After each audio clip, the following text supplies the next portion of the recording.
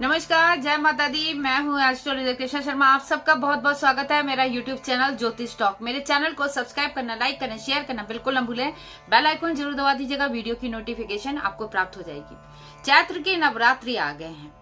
अब वो चैत्र के हों या अश्विन माह के हों, मगर आपको आज हम जो बताने वाले हैं वो ये है कि आप दुर्गा सप्तशती का पाठ तो करते हैं, मगर क्या आपको पूरी जानकारी है कि हम जब पूजा पाठ करते हैं तो उसमें कौन सी ऐसी हमसे गलती हो जाती है कि हम पूरे 9 दिन तक माँ भगवती की पूजा आराधना भी करते हैं और साथ में जो है माँ भगवती के सामने पूरा 13 अध्याय का पाठ भी करते हैं।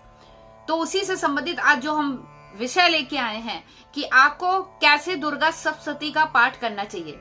सबसे पहले तो जरूरी ये होता है कि आपके पास समय है कि नहीं, क्योंकि आजकल के जमाने में क्या होता है कि आपको नौकरी भी करनी है, भाग दौड़ लगी हुई है, कहीं ना कहीं आप जो है का समय नहीं दे पाते पूजा पाठ में। तो माता रानी कभी ये नहीं कहती कि आप 2 घंटे बैठे, 3 घंटे बैठे। आपके लिए जरूरी ये होता है कि आप बस जो भी पूजा आराधना करें उसमें जो है आपकी भावना अच्छी होनी चाहिए। और अगर भावना में भाव ना हो तो भावना बेकार है, भावना में भाव हो तो भव से बेड़ा पार है। तभी तो कहते हैं माँ भवानी 9 दिन आपके वहां आती है, तो आप माँ भवानी को किस तरीके से आप मना सकते हैं, तो उसी से संबंधित आज हम चर्चा करते हैं। देखिए, आपको क्या करना क्या है कि आप सबसे पहले तो ये देखिए कि आप 13 अध्याय रोज पढ़ सकते हैं कि नहीं। दुर्गा चालीसा आप रोज पढ़ सकते हैं, उसकी कोई वो नहीं है टेंशन। दुर्गा चालीसा छोटा है इसलिए पढ़ सकते हैं, मगर जब 13 अध्याय पढ़ते हैं, कम से कम मान के चलिए अच्छे से अच्छे तरीके से अगर आप उसको पढ़ते हैं तो आप उसको कम से कम 1 घंटा या 1.25 घंटा लग जाता है उसको पढ़ने में। अब इसके बाद जो है अगर हम इतना भी समय नहीं निकाल पा रहे तो आपको कैसे करना पड़ेगा। आपको पहले दिन पहला अध्याय करना पड़ेगा और दूसरे दिन आपको दूसरा और तीसरा अध्याय करना पड़ेगा। अब तीसरे दिन आपको क्या करना पड़ेगा, चौथा अध्याय करना पड़ेगा। और फिर उसके बाद चौथे दिन आपको करना पड़ेगा 5वां, 6ठा और 7वां और 8वां। और इसके बाद अगर हम बात करते हैं कि आपने जो है पूरा कंटिन्यू जैसे कि इतना कर लिया, अब 5वें दिन की बात आती है तो 5वें दिन आप 9वां, 10वां अध्याय करेंगे और 6ठे दिन आपने 11वां अध्याय करना है, 7वें दिन आपको 12वां और 13वां अध्याय करना है। तो इस तरीके से आप यानी कि पहले दिन आप 1 अध्याय पढ़कर आप उसके बाद संपुष्ट लगा दीजिएगा और इसके बाद जो है दूसरे दिन फिर वो अध्याय दूसरा जब चालू करेंगे तो 2 और 3 अध्याय पढ़ेंगे। फिर उसके बाद संपुष्ट लगा देंगे, फिर उसके बाद चौथा अध्याय पढ़ेंगे तीसरे दिन। फिर चौथे दिन आपने पढ़ना है 5वां, 6ठा, 7वां और 8वां, फिर संपुष्ट। फिर उसके बाद 5वें दिन आपको पढ़ना है 9वां और 10वां और उसके बाद संपुष्ट लगा के 6ठे दिन आपने 11वां पढ़ना है, 12वें दिन आपको 7वें दिन आपको 12वां और 13वां पढ़ना है। इस तरीके से आपके पूरे जो कह सकते हैं कि 13 अध्याय हैं वो कंप्लीट हो जाते हैं। अब इसके बाद क्या होता है, आप कहेंगे कि हमने 7वें दिन क्यों खत्म करा, क्योंकि 8वें दिन जो होती है आप जो है माँ भवानी की पूजा आराधना करते हैं, जिसमें आपको हवन करना होता है, यानी कि संपूर्ण आहुति देनी होती है कि आपने पहले अध्याय से लेके 7 यानी कि 13 अध्याय तक का जो पाठ करवाया है उसका जो अंतिम जो कहते हैं पूजा पाठ होता है उसमें जो है आपको हवन आदि जरूरी होता है कि हवन कराना बेहद जरूरी था। अब बात ये आ जाती है, आप दुर्गा सप्तशती का पाठ कर रहे हैं, क्या आपको पता है दुर्गा सप्तशती का पाठ शापित है? जी हाँ, ये शापित किसने किया? इसको किया भगवान शिव ने।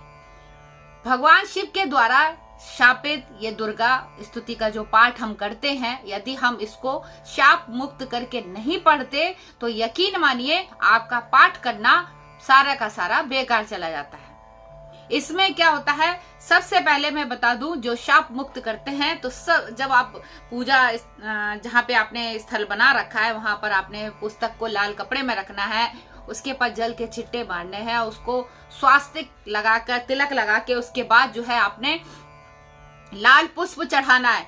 अब जो है आपने क्या करना है, मंत्र बोलना है शाप मुक्त करने वाला, वो है ओम ह्रीम क्लीम श्रीम क्राम क्रीम चंडिकाय शाप नाश ग्रहम कुरु कुरु स्वाहा। फिर से हम बोल देते हैं ओम ह्रीम क्लीम श्रीम क्राम क्रीम चंडिका देवी शाप नाश गुरु ग्रहम कुरु कुरु स्वाहा। इस मंत्र को हमने 7 बार बोलना है।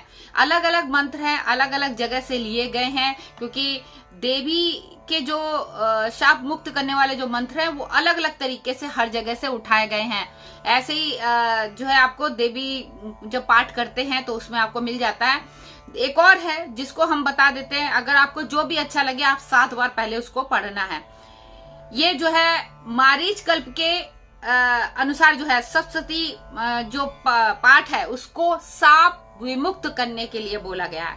ओम श्रीम श्रीम क्लीम हुम ओम एम चौमय मोहय क्लीम उत्क्लय उत्क्लय उत्क्लय ठम ठम। तो इससे ये मंत्र भी एक अलग हो गया, अलग अलग तरीके का है, मैं अपने डिस्क्रिप्शन बॉक्स में डाल दूंगी, आप इसको भी जो है आप पढ़ सकते हैं इसको, मगर आपने 108 बार पढ़ना है। 108 बार पढ़ सकते हैं, अगर ज्यादा देखिए बहुत अच्छा रहेगा। फिर उसके बाद जो है आपने जब माँ भगवती को आप जल चढ़ाते हैं तो इस तरीके से एक मुद्रा बनाते हैं जिसे हम कहते हैं योनि मुद्रा। तो उसके बाद उसमें इस तरीके से माँ भगवती को हम पुष्प अर्पित करते हैं, जल चढ़ाते हैं हल्के सा इसमें लेके। इसके बाद जैसे कि हमने इसमें यहाँ पर रोली ली, जल लिया, उसके बाद इसमें इस तरीके से हम इसमें छिट्टे माँ भगवती के सामने हम उसमें पुस्तक पे डालते हैं। इससे शाप विमुक्त हो जाता है। अब हम इसके बाद पाठ करते हैं, माँ भगवती की पूजा आराधना का जो हम पाठ करते हैं। अब उसमें हमने क्या करना होता है कि हमें सबसे पहले अपना स्थान चुनना है कि हमें पूर्व दिशा की तरफ बैठना है या फिर आपने उत्तर दिशा की तरफ। तो उत्तर दिशा की तरफ जहाँ यहाँ पे भी आप मुख करके बैठ सकते हैं, उत्तर और पूर्व यानी कि ईशान मुख होके भी बैठ सकते हैं या पूर्व मुख होके बैठ सकते हैं। लाल आसन पे बैठना है, गीले वस्त्र बिल्कुल नहीं पहनने हैं, और जो स्त्रियां हैं वो कोशिश ये करा करें अच्छे वस्त्र पहन के, पूरा सिंगार है वो, पूरा 16 सिंगार है वो, सिंगार के साथ में अगर बैठेंगे 16 सिंगार के साथ में तो उनके लिए और भी ज्यादा उत्तम रहता है। क्योंकि होता क्या है, वो जैसे हैं वैसे ही पूजा करने बैठ जाते हैं, ये पूजा लगती नहीं है। तो आप जो है 16 सिंगार के साथ में आप पूजा आराधना करेंगे। इससे जो है एक तो महालक्ष्मी की कृपा आपको प्राप्त होगी, ऊपर से जैसे कि आपने शाप मुक्त करके इस पाठ को जब आप करोगे तो उसका प्रभाव और भी ज्यादा आपके लिए विशेषकर अच्छा हो जाएगा। अब यहाँ पे आप जब भी, जैसे कि पहला दिन जो है माँ शैलपुत्री की पूजा आराधना का है, माँ भगवती की पूजा आराधना जब आप कर रहे हैं पहले दिन की, तो उसमें क्या है आपको एक चीज, क्योंकि मैं पूरे 9 दिन आपको बताऊंगी कि कौन से कैसे आहुतियां, किस चीज की आप आहुति दे सकते हैं, तो उसमें हम ये पूरी चीजें बताएंगे। तो आप जो है माँ भगवती की पूजा आराधना करेंगे, तो माँ शैलपुत्री की जब पूजा आराधना करेंगे तो उस दिन आपने एक जरूर करिएगा, डेली करना है आपने, उपले ले लीजिएगा, उपले के ऊपर आपने आहुति देनी है।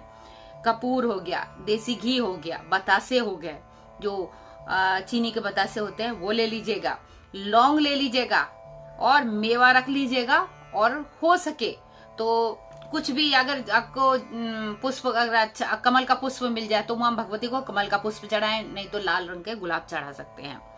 और पूरा जो है 13 अध्याय के साथ में आप जब भी पढ़ रहे, यानी 13 अध्याय कंप्लीट करें, तो उससे पहले आपको क्या है, नरवाण मंत्र का आपको जाप करना है। ओम एम ह्रीम क्लीम चामुंडाय विचे बोलते हुए पहले उसका जाप करना है। हवन में भी सबसे पहले वही आहुति देनी है। बाद में भी आपको जब खत्म कर लेंगे फिर उसके बाद इस मंत्र का जाप करेंगे। और जब ये मंत्र का आप जाप करें तो आप ये सोचिए आपके अंदर जो वाइब्रेशन इस मंत्र की जाएगी वो आपके लिए बेहद उत्तम रहेगी। महा आहुति अर्पण करनी है आपको अष्टमी वाले दिन। कुछ लोग सप्तमी को कर लेते हैं, जैसे ही पाठ समाप्त हो जाए आप उसके बाद आप कर सकते हो, तो सप्तमी को भी कर सकते हैं। मगर महा आहुति तभी दी जाती है, उसमें जो है अलग अलग तरीके की आहुतियां भी होती हैं। तो पहले दिन की जो आहुति होती है, देखिए ओम एम, एम यानी कि माँ सरस्वती का नाम लिया गया। 3 देवियों की पूजा आराधना इसमें हम बताई जाती है कि जब नवरात्रि आती है तो उसमें 3 देवियों की पूजा होती है। ओम एम यानी कि माँ सरस्वती, ओम एम ह्रीम यानी कि माँ लक्ष्मी, क्रीम यानी कि माँ काली का नाम लिया। तो यहाँ जो है माँ सरस्वती, महालक्ष्मी, माँ काली। ओम एम ह्रीम क्लीम चामुंडाय विचे, ऐसे बोलते हुए जो है माँ भगवती की पूजा आराधना होती है। और इसके अलावा यही बता दें, माँ भगवती के अगर हम उसकी बात करते हैं तो उसमें 700 श्लोकों का वर्णन मिलता है। 700 जो है श्लोक होते हैं दुर्गा सप्तशती के पाठ में, और 13 अध्याय और 700 श्लोक होते हैं जो माँ भगवती की पूजा आराधना की जाती है। 3 भाग में महाकाली की पूजा आप कर सकते हैं। वैसे भी अगर करना चाहते हैं माँ काली की, महालक्ष्मी की, माँ सरस्वती की, 3 भागों में भी कर सकते हैं। 3 चरित्रों का इसमें वर्णन भी मिला है।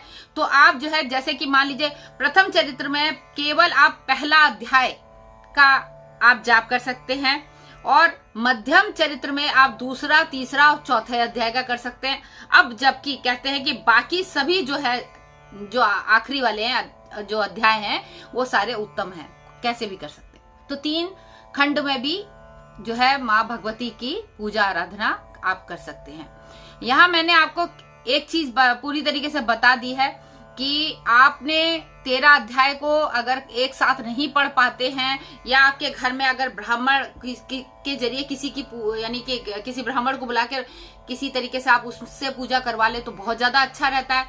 अन्यथा जो है आप खुद भी करते हैं तो सबसे पहले आपने दुर्गा सप्तशती की जो पुस्तक है उसको शाप मुक्त करना है, क्योंकि भगवान शिव ने इसको शाप इसलिए करा था, शापित इसलिए करा था क्योंकि कहीं ना कहीं इसके जो मंत्र हैं यदि उसको कोई सिद्ध कर लेगा तो ये इसका गलत यानी दुरुपयोग करेगा।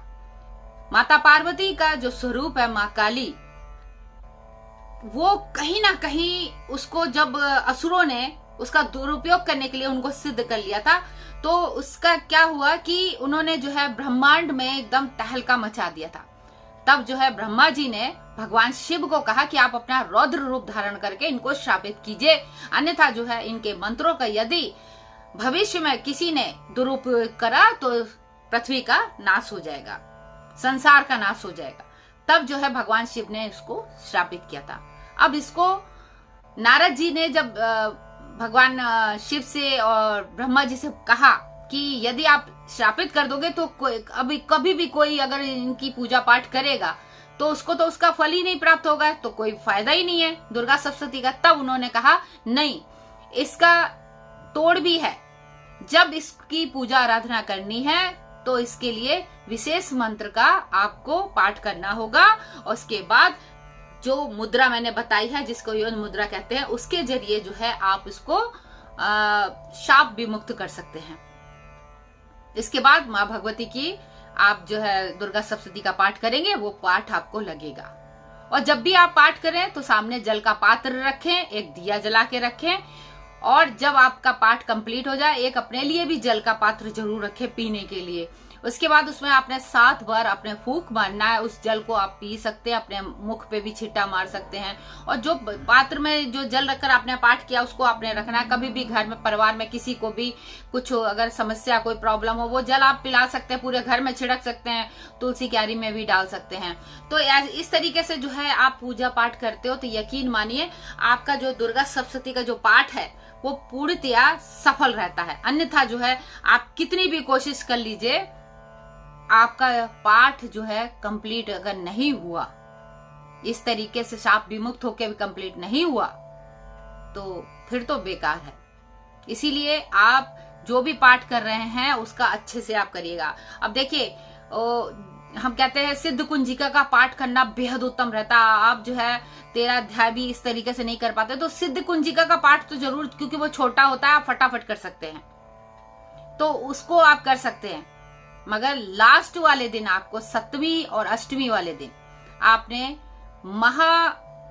जिसको कहते हैं महाहवन का आयोजन जरूर करना है, जिसमें आपने सभी देवियों को जिनका आह्वान करा है उनको जो है आपने आहुति देकर, यानी कि महाआहुति का आयोजन आप आहुति देना है, भोग देना है, और उनसे प्रार्थना करना है कि अगले साल फिर से आप हमारे घर जब आए तो हमारी मनोकामना पूरी हो चुकी हो और हम और भी बेहतर और भी अच्छा करें।